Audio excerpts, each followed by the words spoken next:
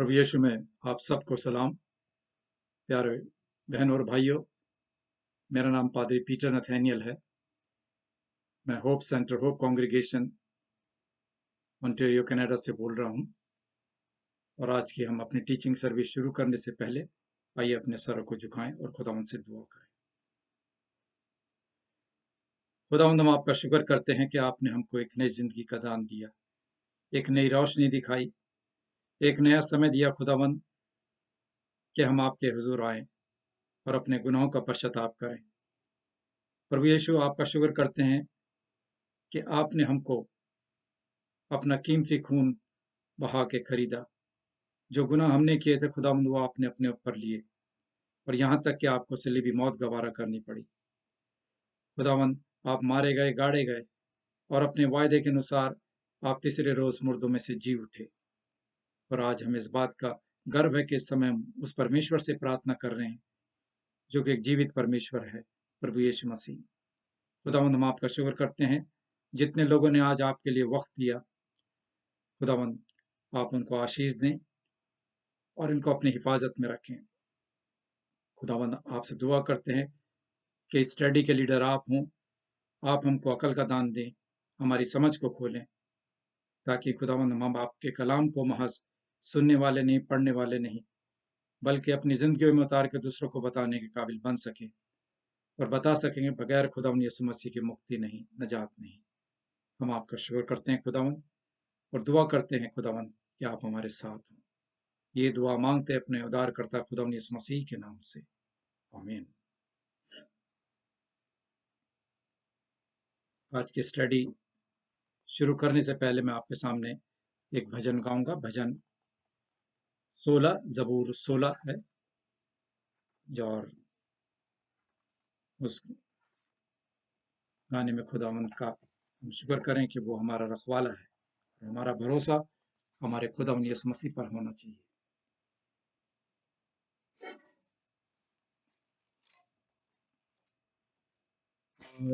खुदावंद मेरी तू ही रखवाली, मेरा सब भरोसा तू ही है रखवाली। मेरी जान खुदा हो कहती आई, मेरी जान खुदा हो कहती आई, तेरे पास मेरी आई है भलाई, तेरे पास जो मेरी आई है भलाई। जो है धरती होते भाला कौन चंगेरा, जो है धरती होते भाला कौन चंगेरा, ओ ना दे नाराजी रहता है दिल मेरा, ओ ना दे नाराजी रहता है दिल मेरा। वो मेरा से मेरा तू तेरा, तू मेरा से मेरा तू तेरा, जेरा मेरा ऐसा होदा तू रखवाला, जेरा मेरा ऐसा होदा तू रखवाला। आए खुदा मेरी तू ही कर रखवाली, मेरा सब भरोसा पूरी है भगवान।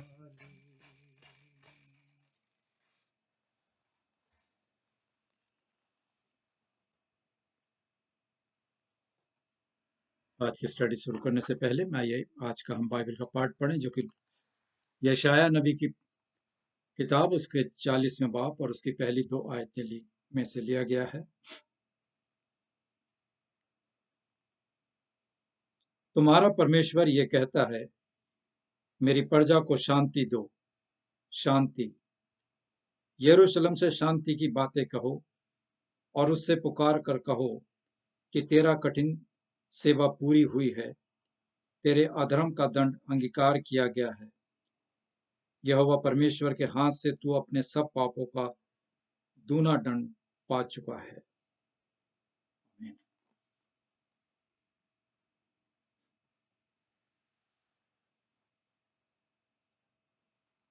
आज हमारे कैटेकिज्म की जो स्टडी है वो प्रभु का दिन 1 यानी कि लॉर्ड्स डे 1 से शुरू होती है। जैसे कि पिछले हफ्ते हमने देखा एडिबल कैटेकिज्म के बारे में कि कहाँ से ये शुरू हुआ, और आज हम देखेंगे कैटेकिज्म का पहला पाठ, पहला लेसन, लॉर्ड्स डे 1, प्रभु का दिन 1। और इसका पहला प्रश्न है, जीवन और मृत्यु में आपका एकमात्र आराम क्या है? What is your only comfort in life and death? यह आज का हमारा पहला प्रश्न है। और इसके बाद दूसरा प्रश्न है, आपके लिए ये जानना आवश्यक है कि आप इस आराम में रह सकते हैं और खुशी से मर सकते हैं। How many things are necessary for you to know that you in this comfort may live and die happily? तो आज के 2 प्रश्न हमारे सामने हैं।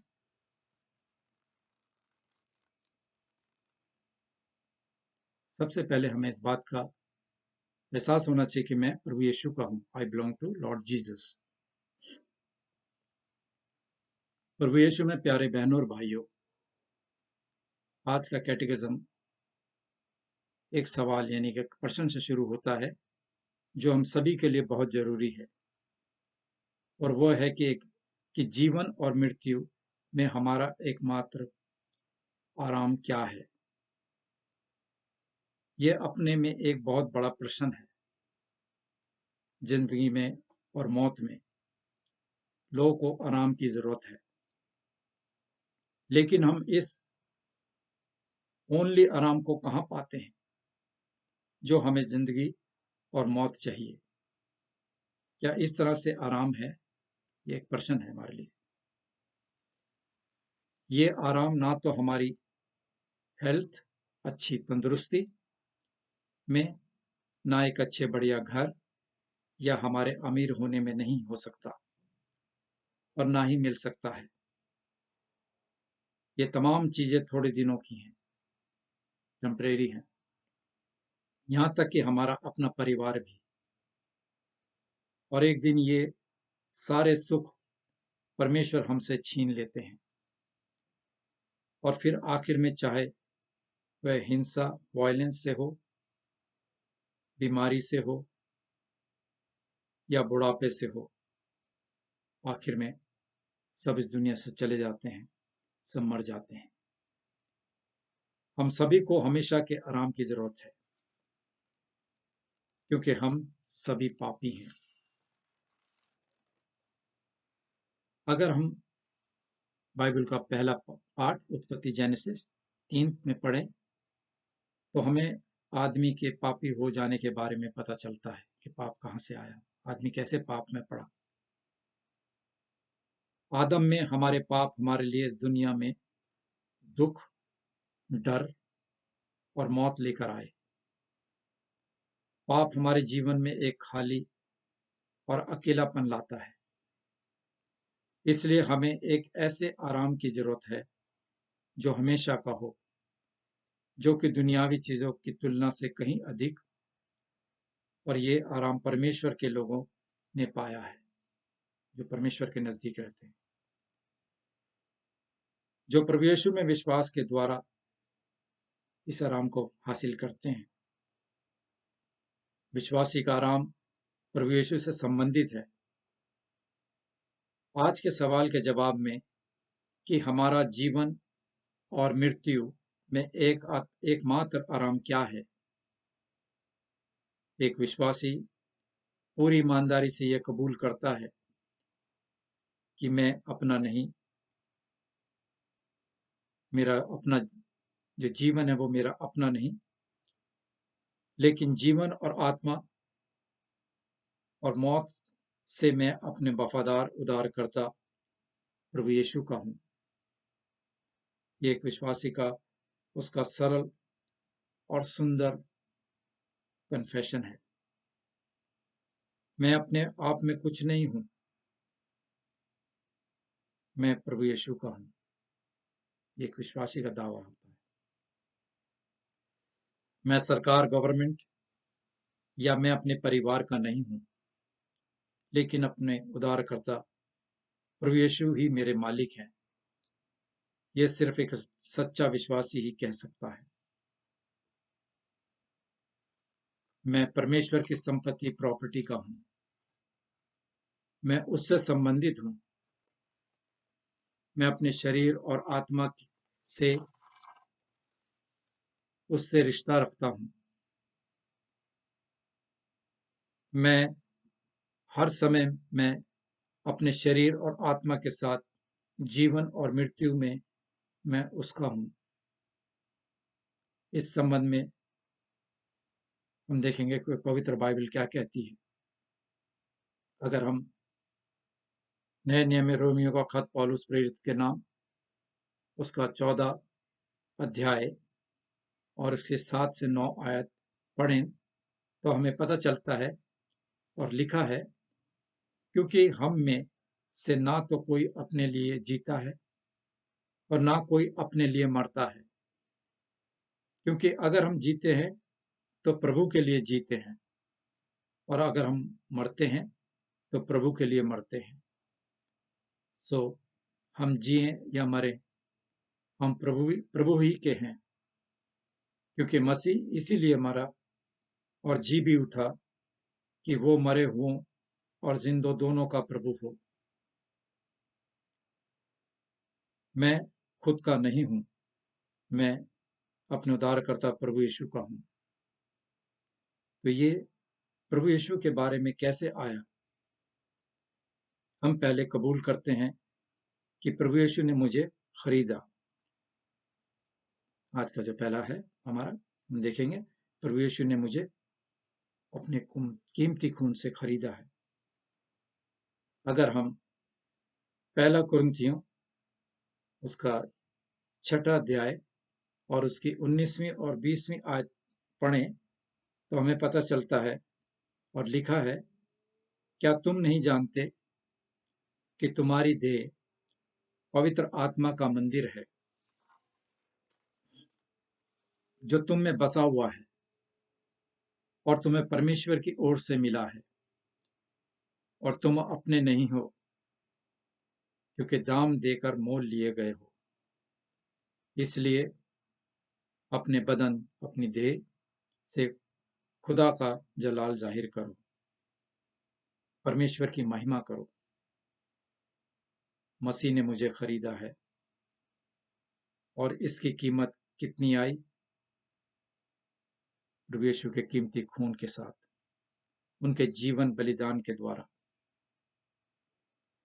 प्रश्न 1 के उत्तर में विश्वासी खुशी से कबूल करता है, प्रभु यीशु ने मेरे सभी पापों को पूरी तरह से अपना कीमती खून से भुगतान किया है और मुझे शैतान के अत्याचार से बचाया है। प्रभु यीशु ने मुझे खरीदा है मेरे सभी पापों से और पूरा दाम चुका के। क्या ये सब कुछ नहीं है? उसने मुझे उस डर और भय से भी छुटकारा दिलाया जो उसके साथ आता है। और यही मेरा प्रभु यीशु मसीह में एक विश्वास के रूप में मेरा कन्फेशन है। ये दो बातें पहला देखें, पहला पतरस उसका पहला अध्याय और उसके 18 और 19 आयत में लिखा है, क्योंकि तुम जानते हो कि तुम्हारा निकम्मा चाल चलन जो बाप दादों से चला आता है, उससे तुम्हारा छुटकारा चांदी सोने यानी नाशमान वस्तुओं के द्वारा नहीं हुआ, पर निर्दोष और निष्कलंक मेमने यानी प्रभु यीशु मसीह के बहुमूल्य खून के द्वारा हुआ है। हाँ, मुझे शैतान के बंधन से छुड़ाया गया है। अब प्रभु यीशु मसीह मेरे मालिक हैं। मैं प्रभु यीशु का हूं। मैं अपने आप का नहीं बल्कि प्रभु यीशु मसीह का हूं। पवित्र बाइबल कहती है कि प्रभु यीशु ने हमारी मानवता ह्यूमैनिटी में भी हिस्सेदारी की, ताकि प्रभु यीशु अपनी मौत से शैतान की शक्ति को तोड़ सके और उन सभी को मुक्त कराता है, आजाद कराता है, जो अपने जीवन में मौत के डर से गुलामी में बंधे थे। मैं विश्वास से प्रभु यीशु मसीह का हूं। यीशु ने मेरे पुराने दोषी जीवन को क्षमा कर दिया है। मुझे अब फैसले के दिन का डर नहीं है। मुझे अब मौत का डर नहीं है, क्योंकि प्रभु ने मेरे सभी पापों के लिए पूरी तरह से भुगतान किया है, अपना कीमती खून बहा के, सलीबी मौत गवारा करके। अब मेरे पास एक नया गुरु है, जिसका नाम प्रभु यीशु है। मैं अब पाप या शैतान का नहीं हूं, पर मैं अब अपने उद्धारकर्ता प्रभु यीशु मसीह का हूं, एक जिंदा परमेश्वर का हूं। उसने मुझे खरीदा है अपना कीमती लहू बहा के। अब हम अपने दूसरे पॉइंट पर आते हैं, जो कि हमारा पहला सवाल है, और उसमें हम देखते हैं कि प्रभु यीशु मुझे देखता है। Jesus Christ watches over me. देखो, उसने यानी प्रभु यीशु ने मसीह के परिवार में मेरे और मेरे सभी साथी मेंबर्स के लिए क्या किया है, और देखो वो हमारे लिए क्या करना जारी रखता है। और एक विश्वासी खुशी से जवाब के रूप में मानता है और कहता है कि वो मुझे इस तरह से देखता है कि स्वर्ग में मेरे पिता की इच्छा के बिना मेरे सिर से एक बाल भी नहीं गिर सकता है। इनफैक्ट वास्तव में मेरे उद्धार, आपका उद्धार यानी सैल्वेशन के लिए सभी चीजों का एक साथ काम करना चाहिए। सभी चीजों को हमारे पास किसी चीज से डरने का कोई कारण नहीं है। हम कभी कभी डरते हैं क्योंकि हमारे में विश्वास की कमी है, पर एक विश्वासी को डरने की जरूरत नहीं है। बहनों और भाइयों, पवित्र बाइबल हमें याद दिलाती है, अगर हम देखें पौलुस प्रेरित की पत्री दूसरा थिस्सलुनीकियों के नाम उसका 3 अध्याय की 3 आयत में लिखा है, मगर प्रभु सच्चा यानी विश्वास योग्य है, वो तुम्हें मजबूत करेगा और उस दुष्ट या बुराई से सुरक्षित रखेगा, महफूज रखेगा। वो ताकतवर है। उसने शैतान और अंधेरे के सभी ताकतों को हराया है। हम प्रभु यीशु के हैं, जो कि एक जिंदा प्रभु है। उसने मुझे खरीदा, जो मेरे को ऊपर से देखता है। वह कितनी अच्छी तरह से मेरे को ऊपर से देखता है और मेरी रक्षा करता है। वो इस तरह से कि जब तक मेरे स्वर्गीय पिता की इच्छा ना हो, मेरे सिर से एक बाल भी नहीं गिर सकता। मत्ती की इंजील उसके 10वें बाब और उसकी 29 और 31 आयत में अगर हम पढ़ें 29 से 31 तक, प्रभु यीशु के शब्द हमारे दिमाग में आते हैं। क्या पैसे की 2 चिड़ियां नहीं बिकती और उनमें से एक भी तुम्हारे आसमानी बाप की मर्जी के बगैर जमीन पर नहीं गिर सकती? बल्कि तुम्हारे सर के बाल भी सब गिने हुए हैं। बस डरो नहीं, तुम्हारी कदर तो बहुत सी चिड़ियों से ज्यादा है। हमारे जीवन के सबसे बड़ी उथल पुथल में हम जानते हैं कि हम सुरक्षित महफूज रह सकते हैं यदि वो स्वर्ग और पृथ्वी का परमेश्वर हमारे साथ है और हमारी हिफाजत करे। तो जीवन और उसके सभी कष्ट हमें क्या हानि पहुंचा सकते हैं? अगर परमेश्वर हमारे साथ हो तो हमें कोई आदमी या कोई किसी तरह का कष्ट कोई नहीं पहुंचा सकता, हानि कोई नहीं पहुंचा सकता। प्रभु यीशु के साथ हमारे रिश्ते, हमारे लिए उसके प्यार के रास्ते में कोई भी और कुछ भी नहीं खड़ा हो सकता, क्योंकि मैं प्रभु यीशु मसीह का हूं। इसलिए कोई भी बुराई या कठिनाई हमें उसके साथ रहने से रोक नहीं सकती। और ये हमारी मुक्ति यानी सैल्वेशन के लिए परमेश्वर की योजना के बाहर काम करने में किसी तरह का हस्तक्षेप यानी कि इंटरफेयर नहीं कर सकते।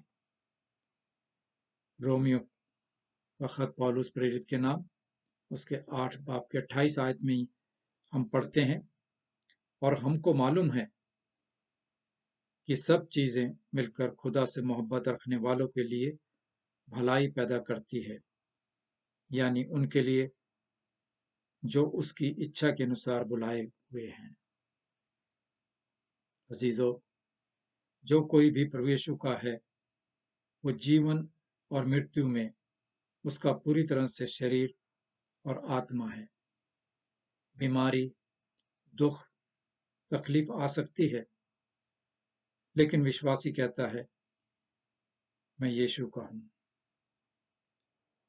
परीक्षा, टेम्पटेशन, संदेह, डाउट या डर उस पर हमला कर सकता है, लेकिन वो रोता और कहता है मैं यीशु का हूं। रोमियो का खत पौलुस प्रेरित के नाम 8वें अध्याय की 38 और 39 आयत में लिखा है कि क्या कोई हमें परमेश्वर के प्रेम से अलग कर सकता है? मौत में भी वो आत्मविश्वास कॉन्फिडेंस से गा सकता है, कहता है मैं यीशु का हूं। जैसा कि एक लेखक कहता है, मेरी उदासी में वो मुझे आराम देगा, मेरी कमजोरी में मुझे मजबूत करेगा, और जब मैं कंफ्यूज होऊंगा तो वो मेरा मार्गदर्शन करेगा। He will be my guide. He guide me. मैं यीशु का हूं, उसने मुझे खरीद लिया है, वो मुझे देखता है और उसने मुझे आश्वासन दिया है। He assures me. हम देखेंगे, उसने मुझे आश्वासन दिया है। He assures me. बहन और भाइयों, हमारा प्रभु एक शानदार भविष्य का वादा करता है। वो हमें हमेशा की जिंदगी देने का आश्वासन देता है। वो हमारे नए भविष्य के लिए सभी बाधाओं को दूर करता है, लेकिन ये हमारा कन्फेशन होना चाहिए कि मैं प्रभु यीशु का हूं। पवित्र बाइबल प्रकाशित वाक्य रेवलेशन 21 अध्याय की 4 आयत में लिखा है, और वो उनकी आंखों के सब आंसू पोंछ देगा। उसके बाद ना मौत रहेगी और ना मातम रहेगा।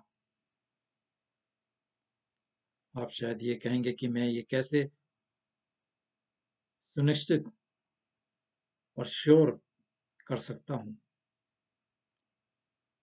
देखिए आखिरी हिस्सा उत्तर 1 में, क्योंकि मैं उसके साथ हूं। मसीह और उसकी पवित्र आत्मा के द्वारा मुझे हमेशा की जिंदगी की तसल्ली देता है। वो कहते हैं मैं तुम्हें नहीं छोड़ूंगा, हमेशा मैं तुम्हारे साथ हूं। और यही सबसे बड़ी तसल्ली है। मसीह अपनी पवित्र आत्मा हमें देते हैं। वो हमें विश्वास दिलाते हैं कि ये शानदार भविष्य सच है और ये हमारे लिए है।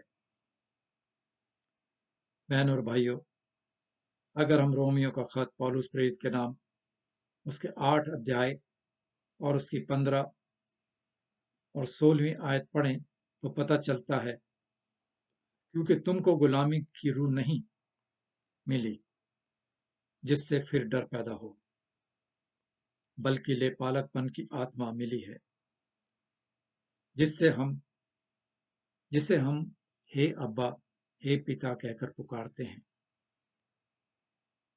पवित्र आत्मा आप ही हमारी आत्मा के साथ गवाही देता है कि हम परमेश्वर की संतान हैं।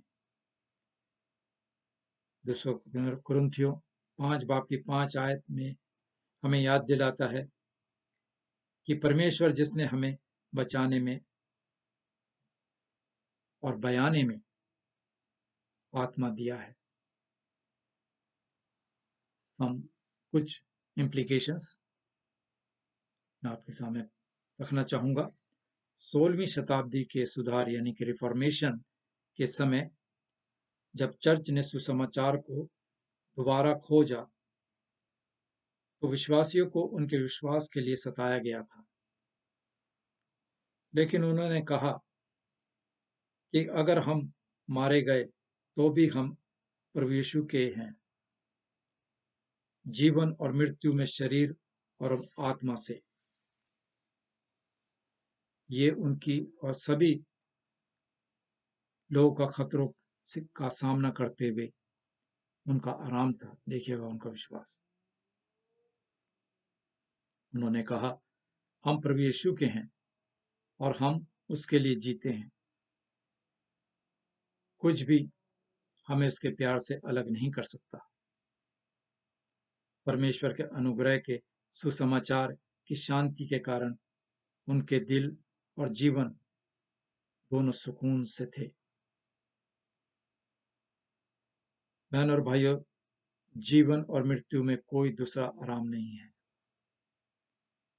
ये एकमात्र आराम है कि मैं अपना नहीं हूं, मैं प्रभु यीशु का हूं। लोग कहते हैं कि परमेश्वर के पास जाने के कई रास्ते हैं और कोई नहीं है,